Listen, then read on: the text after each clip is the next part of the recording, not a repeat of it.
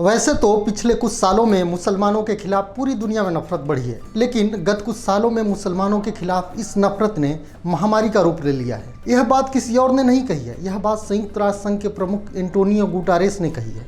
गुटारेस ने कहा है कि मुसलमानों को शक की नज़र से देखने, उनसे नफरत करने की प्रवृत्ति और उनके खिलाफ बढ़ती घृणा ने पूरी दुनिया में महामारी का रूप ले लिया है। नमस्कार, मेरा नाम मंजूर अहमद है और आप देख रहे हैं तर्कस। संयुक्त राष्ट्र संघ के महासचिव ने दुनिया में मुसलमानों के खिलाफ बढ़ती नफरत पर एक बहुत बड़ा बयान दिया है। महासचिव ने एक रिपोर्ट के हवाले से कहा है कि दुनिया में मुसलमानों के खिलाफ बढ़ती नफरत ने महामारी का रूप ले लिया है। उन्होंने कहा है कि दुनिया के कई सरकारों में सत्ता में बैठे कुछ लोग मुसलमानों के खिलाफ इस नफरत को आगे बढ़ा रहे हैं। कई देशों में मुसलमानों को उनकी धार्मिक मान्यताओं का पालन नहीं करने दिया जा रहा है, साथ ही उनको किसी देश की नागरिकता लेने के लिए भी कठिनाइयों का सामना करना पड़ रहा है और उन पर तरह तरह के झूठे आरोप लगाकर बदनाम किया जा रहा है। संयुक्त राष्ट्र महासचिव ने यह बात ऑर्गेनाइजेशन ऑफ इस्लामिक कोऑपरेशन यानी OIC द्वारा आयोजित एक ऑनलाइन सम्मेलन में कही। महासचिव ने रिपोर्ट का हवाला देते हुए कहा कि भेदभाव और नफरत का सबसे अधिक शिकार महिलाएं हो रही हैं, क्योंकि महिलाओं को सबसे पहले नफरत उनके जेंडर के आधार पर किया जा रहा है, उसके बाद फिर उनकी जाति और फिर उनको अपनी धार्मिक विश्वासों के आधार पर नफरत का सामना करना पड़ रहा है। महासचिव ने कहा कि मुसलमानों के खिलाफ नफरत और घृणा फैलाने का यह काम सत्ता में बैठे कुछ लोगों के साथ साथ वहाँ की मीडिया भी आगे बढ़ा रहा है। उन्होंने कहा कि मुसलमानों के खिलाफ यह कट्टरता दुनिया की दूसरी पीड़ादायक समस्याओं जैसी ही है। गुटारेस ने कहा कि हम ऐसा विश्व स्तर पर देख रहे हैं कि दुनिया के कई देशों में जाति आधारित राष्ट्रवाद का जन्म हो रहा है, नव नाजीवाद पैदा हो रहा है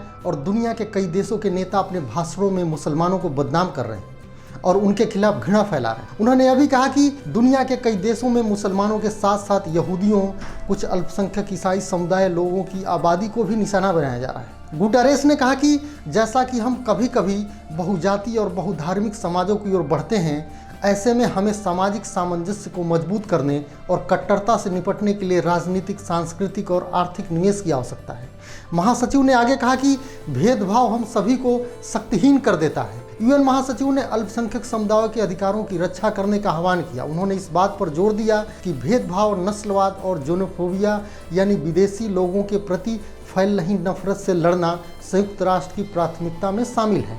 उन्होंने कहा कि अंतर सांस्कृतिक व अंतर आस्था संवादों को बढ़ावा देकर आपसी भाईचारे का सेतु बनाने में हमें जो मदद मिली है, उसके बावजूद मुस्लिम विरोधी धारणाएं ज्यों की त्यों बनी हुई हैं, बल्कि इन धारणाओं ने विभिन्न रूप धारण कर लिए हैं। वहीं इस अवसर पर तुर्की के राजनयिक वोल्कान बोजकिर ने कहा कि धर्म या विश्वास के आधार पर भेदभाव का कोई भी रूप एक गहरा व्यक्तिगत हमला है। उन्होंने कहा कि लोगों को अतिवाद से बचाने के लिए एक वैश्विक रणनीति की आवश्यकता है, जिसमें सभी प्रकार की हिंसक विचारधाराओं को पराजित करना शामिल है। बोजकिर ने समाज में फैले भेदभावपूर्ण बहिष्कार और नफरत को खत्म कर दूसरों के धर्म और संस्कृति के प्रति सम्मान विकसित करने के लिए युवाओं का आह्वान किया। उन्होंने कहा कि युवा कल के नेता और भविष्य के निर्माण करता है।